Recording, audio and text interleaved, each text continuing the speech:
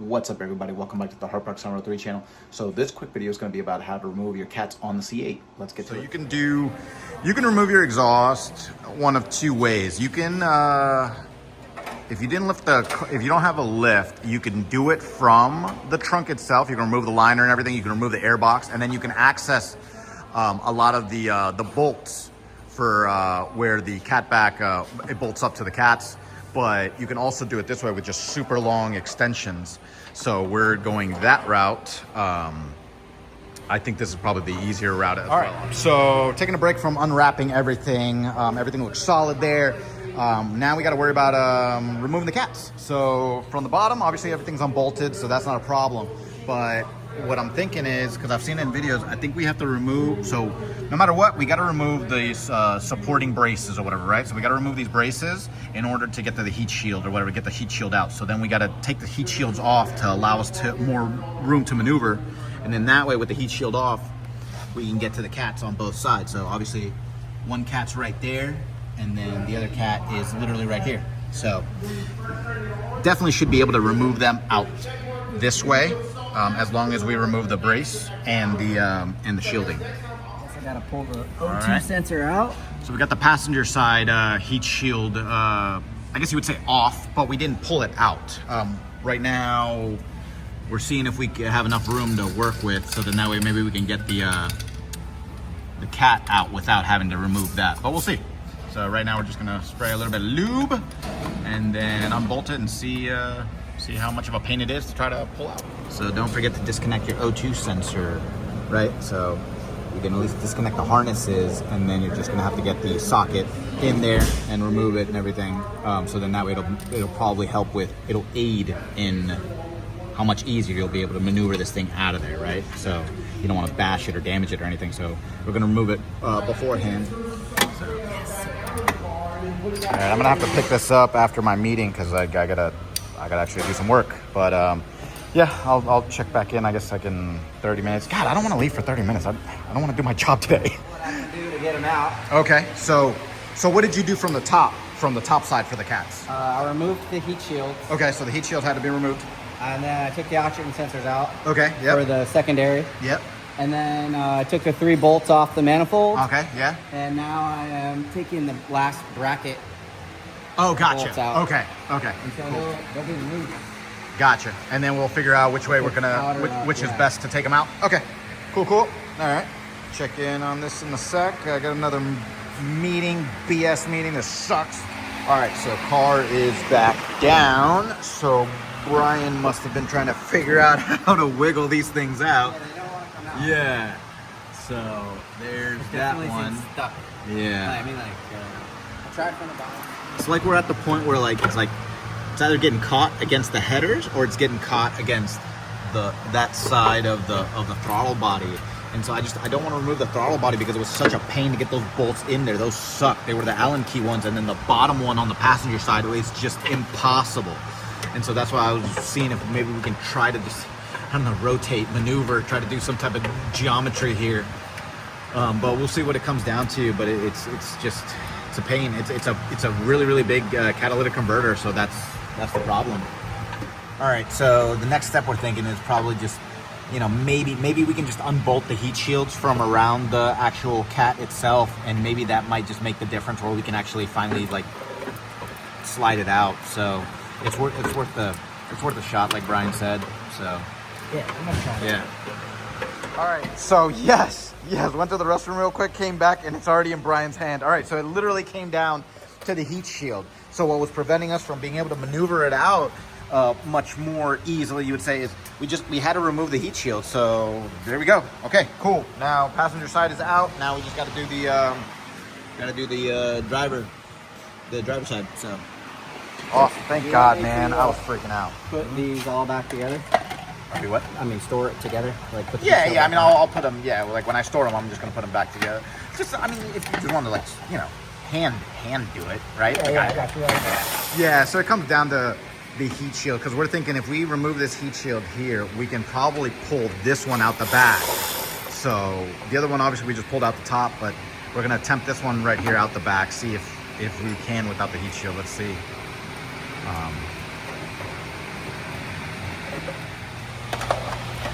So it did work out. Yep. So we just had to remove at least one of the heat shields, and we were able to slide it out the bottom. So there's enough room for you to do that. But yeah, it comes down to the just at least removing one of the heat shields. So that is a pain, though. It is a pain. No matter what, it is a pain to get these out of the car.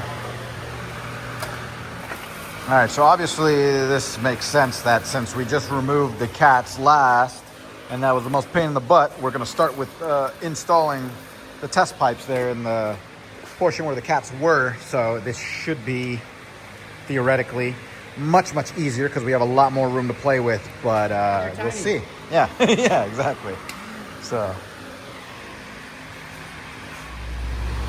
the point we're at is we were looking to see if any gaskets came with the exhaust, but no gaskets were provided. So I mean, we can reuse like one of them, like one of the originals, but then the other ones, there aren't any to like reuse because like they're permanently like bonded to the cats themselves, right? So either we have to go get new gaskets, or maybe we can use like a, you know, one of those like a liquid gasket, right? Like maybe form a ring, because I've seen some people on their videos, they also use like an adhesive as well.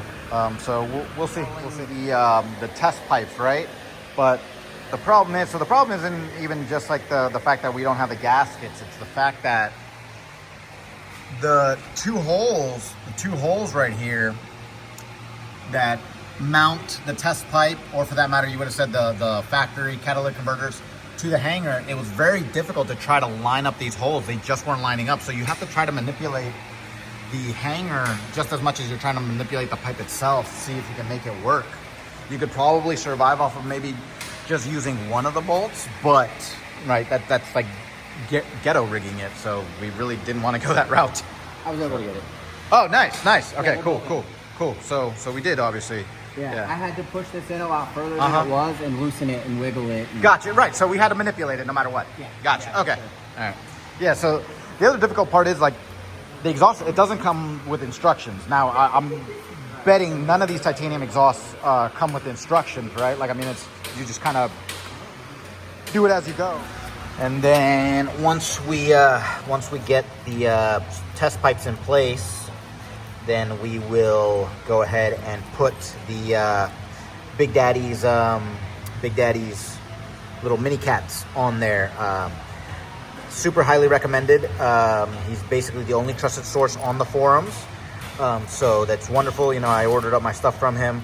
And so we got to put these on there. So then that'll help with the check engine light not coming on. So you got to screw this part into the test pipe first, and then you go ahead and put the anti-fouler, I guess you would say, right? The little mini cat. You screw that in, and then you put your sensor in there. But yeah, so we'll do that in a little bit. And then it also depends on your angle, which way you face it. So why do I say that? Because we're gonna angle them up. So instead of angling them, like if the pipe is coming this way, right, coming down, we're not gonna angle them this way. We're gonna angle them back up so it stays out. So if like where my fingertip is right here, it'll be out of the way of the flow of the exhaust, right, as much as possible, right? Because they would have to like reroute all the way and go back up to the O2 sensor itself.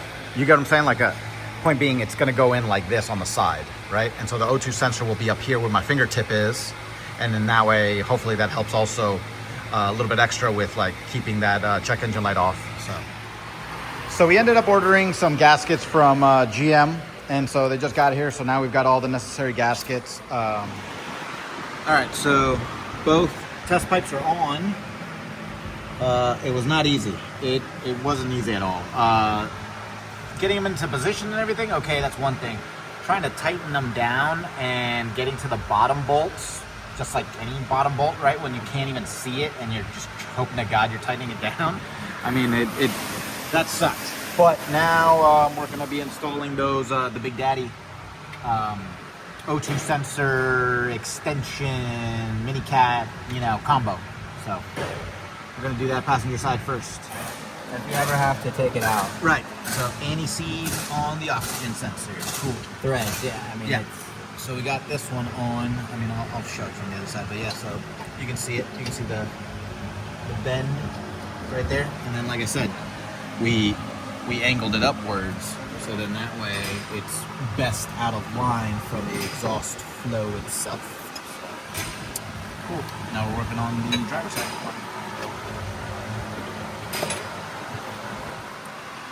Sweet. We got that one on now. Sensor is on there. I'm just gonna clip it back in.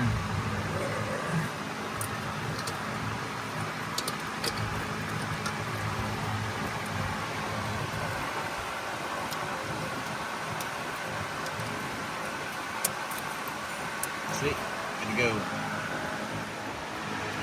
So we just got to secure the sensor, the O2 sensor harness.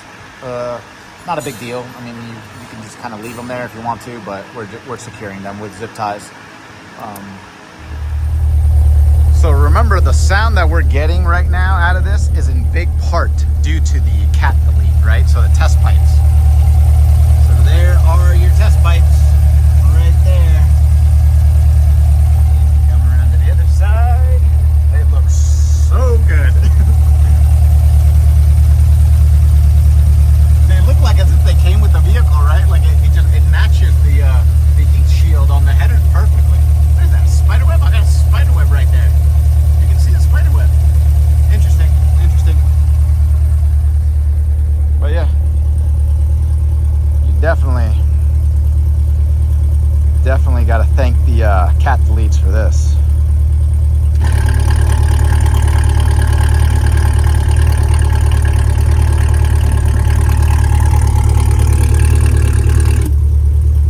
That's awesome. Oh, so get this. This is really important. Very valuable information before I wrap up the video. Ryan was in the engine bay doing other stuff, and he noticed that the passenger side cat delete pipe, right, is obviously different than the catalytic converter that's there. And so why do I say that? Because when you had the factory catalytic converter on the passenger side, you had the O2 sensor perpendicular to it, right? So it was at a 90-degree angle, right? So it was just going straight into the cat, and then you have the wiring coming off of the O2 sensor, right? And then on like the factory O2 sensor, you've got like a little bit of you've got like a cup, a metal cup around it. So that's like what's, I guess, protecting the heat. Maybe it's a heat shield, an extra little heat shield or something like that. I don't know. But anyways, the O2 sensor goes straight in, right, at a perpendicular angle, and then the wiring comes out of it. And so the wiring is very far away from the catalytic converter. Now that I'm running the test pipes, right, so I'm bypassing the cats, and I'm using the Big Daddy O2 sensor extension and minicat, right? So this is very important. Listen, pay attention. The pipe itself, right? And then with the extension on there, the extension itself, as you guys have seen, it's not allowing, the O2 sensor doesn't go straight in to the pipe, right? It goes in at what do you call it? It's a 90-degree elbow. It's a 90-degree elbow that meets the pipe itself. So that puts the O2 sensor very close. The O2 sensor technically is running perpendicular. I'm using all these hand signals. I'm sorry. Let me get something. It's just so much easier for me to explain it with objects. Okay. Big, chubby factory cat, okay? Aftermarket, cat delete, bypass, test pipe, whatever, okay? Your factory cat O2 sensor went straight in, right? And then right off of the O2 sensor, the wiring flows off, right? So the wiring is probably like if this is how long your O2 sensor is, like, I don't know, probably stuck out to like right here, let's say. So the wiring starting here, and your wiring is running wherever, right? But that's far away from your, factory cat, right? Okay, cool. You guys get that. All right. Now, obviously, test pipes are much thinner, smaller than the catalytic converter, right? So now, with your test pipe, instead of your O2 sensor going straight into it, your O2 sensor is now running horizontal to it, right? So you've got that 90-degree elbow bend from Big Daddy.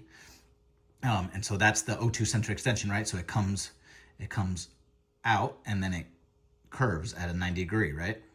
And so now you've got the minicat as well, right? So you've got that extension. I could show you on the vehicle, but I just don't have the vehicle here with me. I put it in storage, so that's why the garage is empty. So you've got, off of your test pipe, you've got that 90-degree bend, and then you're putting your O2 sensor into that 90-degree bend, right? So your O2 sensor is running, like I said, it's running parallel to your test pipes, and now it sits much closer, because this is how close it sits, basically. My finger is right here next to the test pipe, and that's how close it is. Even though this test pipe has heat shielding around it, as you guys have seen, the wiring from that O2 sensor is resting. It's resting on top of this. So if the O2 sensor is right here, the wiring is like right here, and it's resting on the test pipe itself, even though it had that little bit of heat shielding, okay? That's what made Brian uncomfortable when he saw that. He was like, whoa, and so he brought that to my attention. So now you guys have a better idea of what I'm talking about. Cool. Now let me get back to not showing any more visuals. Okay, so when Brian saw that, he was like, whoa, that's a big red flag.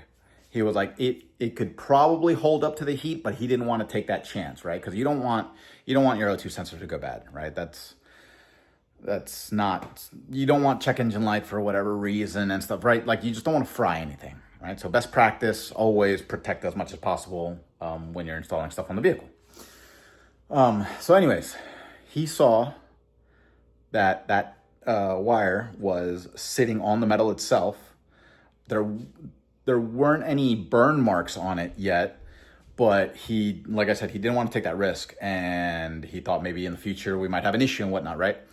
So the cable for the O2 sensor, he used a couple zip ties, and he was able to zip tie it high above, like far enough away from the test pipe.